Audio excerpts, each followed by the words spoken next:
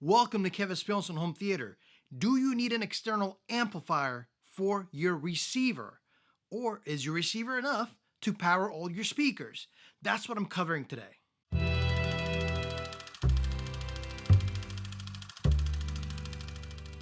Now, I'm going to make this very simple. I think at the end of the day, this is not rocket science. I believe that you can, with certain calculators, be able to understand whether you have enough power from your AVR or you may be needing an external amplifier. You're talking about power to a speaker. Either you're getting it from your AVR or you're not. So let's go ahead and sit down and go through the calculations. So the first thing I want to do is I want to go to the Marantz website and I want to look at my receiver. I want to understand exactly what power, how much power does it have, and that way I can make calculations from there. So I'm going to go to my Cinema 50. I'm going to go down here, and you can probably do this with any receiver that you buy. Just go to the company's website, likely they'll have some specs, and you can go from there. I'm going to hit in specifications, and I am going to look at this right here. Now usually it comes like this. I had it earlier, so open. So now it is. I'm going to hit power amplifier, and it comes with 9 channels. It is a power output 8 ohm, 2 channel driven, 110 watts. Now, one thing that Marantz does here that's going to help me out a little bit is that they have a 70% guarantee. Usually that's about 5 channel driven. What I've seen, I couldn't find anything beyond 5. So in this case, I am using all my 9 channels. So I'm going to use a factor of maybe instead of 70, I'm going to say 45%.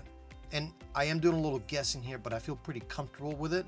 So let's see what that comes out to. So that comes to about just under 50 watts per channel. And I don't know, I feel like I need to even go lower than that. Let's just say 40%, just to be really safe. 110 times 0.4. Let's say it's about 45 watts. That's what I'm getting here if I'm driving all my channels. I'm going to go look at my speakers to understand exactly what their sensitivity is. So I'm going to go, in this case, I have got a power sound audio speaker for my front left, my center, and my front right.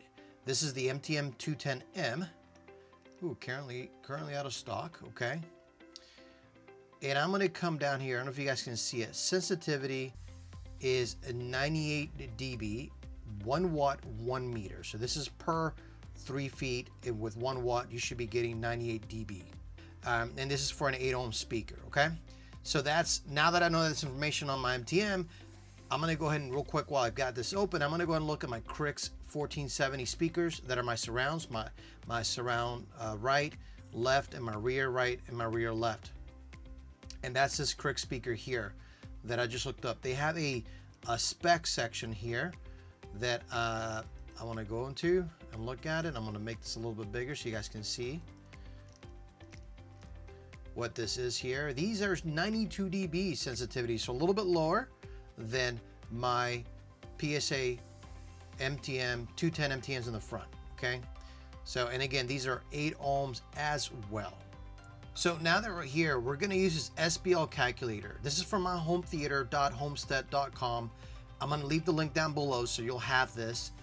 I am going to input here, I'm gonna look at my PSA MTM 210s and see how much power do they need to get to my likable SBL. I watched a film last night to kind of test and understand how loud it really gets in here, or how loud I'm willing to tolerate it in my room.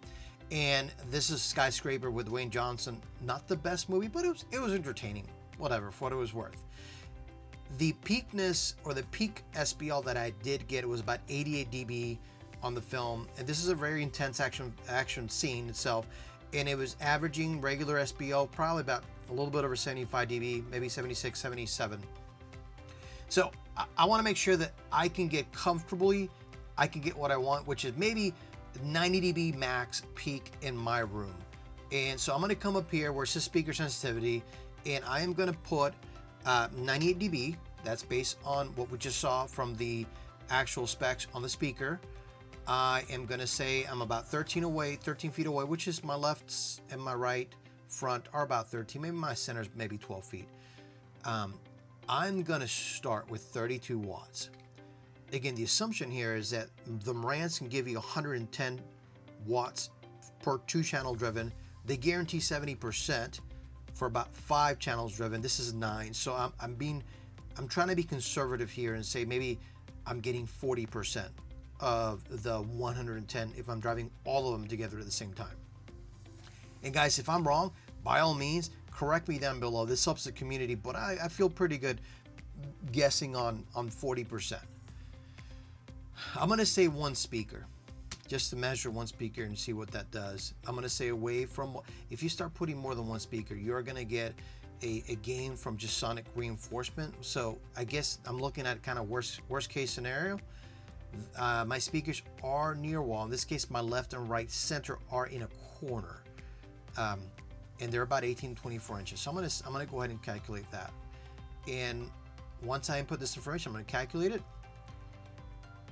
And if I'm fitting 32 watts on my PSA MTM 210s from 13 feet, I am getting about 107 dB max from 32. That's as much as I can get. I will never use that much, but it's nice to know that it can hit reference if I need it to be.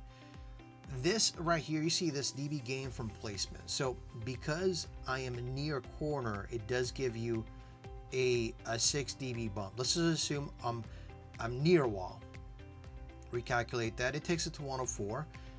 Let's just assume I'm away from the wall, and I'm still getting 101 dB on the speaker. So needless to say, 32 watts gets me pretty good space. Let me go to 16, see what happens if you kind of break that a little bit more. Calculate what is 90 dB. Way more than I'm ever going to use, honestly. And this can get reference if I have, based on the watts that I feel that I can send out here, based on the fact that it's actually near a wall or in a corner. I just don't feel that I need. Let me go back to 32, see what that does. I mean, that's really close to reference on max. And granted, you probably still want to have a little more headroom.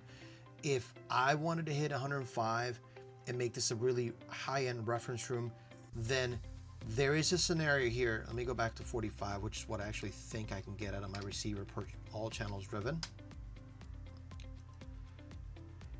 I can hit this. I probably would want to have a little bit more headroom if I'm trying to listen to reference levels. So at that point, I may be pushing it. Again, I never listen to that level in my room.